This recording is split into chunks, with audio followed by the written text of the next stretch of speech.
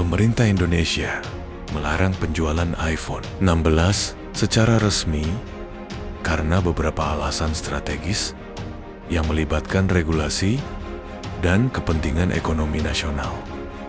Produk iPhone 16 tidak memenuhi persyaratan tingkat kandungan dalam negeri atau disingkat menjadi TKDN sebesar 35% yang diwajibkan oleh pemerintah untuk mendorong penggunaan komponen lokal dalam produk yang dijual di Indonesia.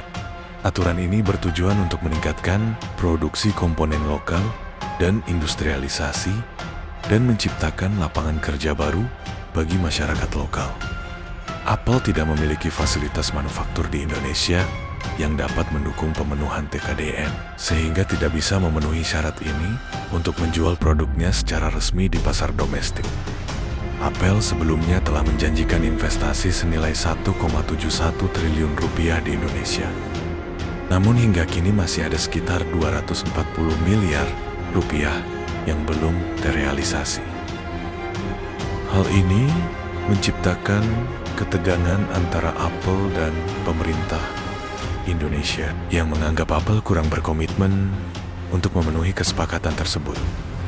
Meskipun iPhone 16 dapat masuk ke Indonesia melalui jalur pribadi, seperti barang bawaan penumpang atau kiriman pos, perangkat tersebut hanya untuk penggunaan pribadi dan tidak boleh diperjualbelikan secara komersial. Penjualan ilegal iPhone 16 di Indonesia dapat dikenai sanksi, termasuk pemblokiran email oleh pemerintah.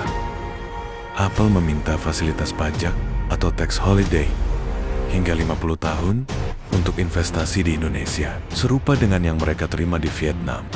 Di negara tersebut, Apple mendapatkan insentif besar seperti bebas pajak selama 50 tahun dan penyediaan lahan gratis hingga 75 tahun.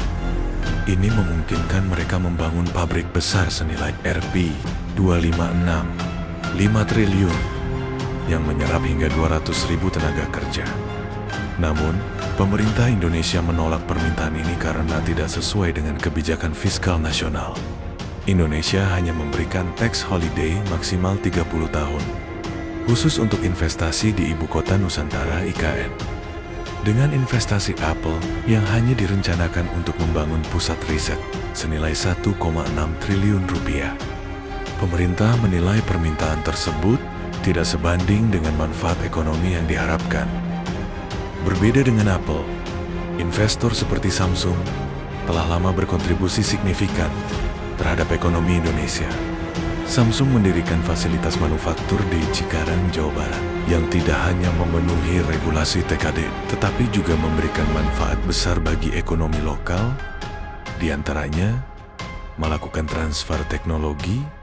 Samsung telah melatih tenaga kerja lokal dan meningkatkan kapasitas sumber daya manusia di sektor teknologi. Peningkatan industri lokal dengan fasilitas manufaktur Samsung memanfaatkan rantai pasok lokal, mendorong pertumbuhan pemasok komponen domestik, mematuhi TKDN dengan Samsung, memproduksi perangkat secara lokal, menjadikan mereka teladan bagi investor lainnya. Dampak ekonomi langsung, Samsung menyerap ribuan tenaga kerja dan memberikan kontribusi besar terhadap pendapatan pajak. Keberhasilan Samsung di Indonesia menunjukkan bahwa investasi jangka panjang yang mendukung manufaktur lokal lebih dihargai oleh pemerintah.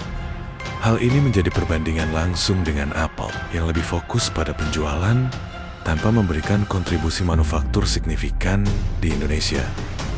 Larangan penjualan iPhone 16 mencerminkan strategi pemerintah Indonesia untuk memastikan investasi asing memberikan manfaat ekonomi yang nyata. Dengan menolak permintaan tax holiday berlebihan dan menegakkan regulasi TKDN, pemerintah berupaya menciptakan ekosistem investasi yang mendukung pembangunan berkelanjutan, menciptakan lapangan kerja, dan memperkuat industri lokal.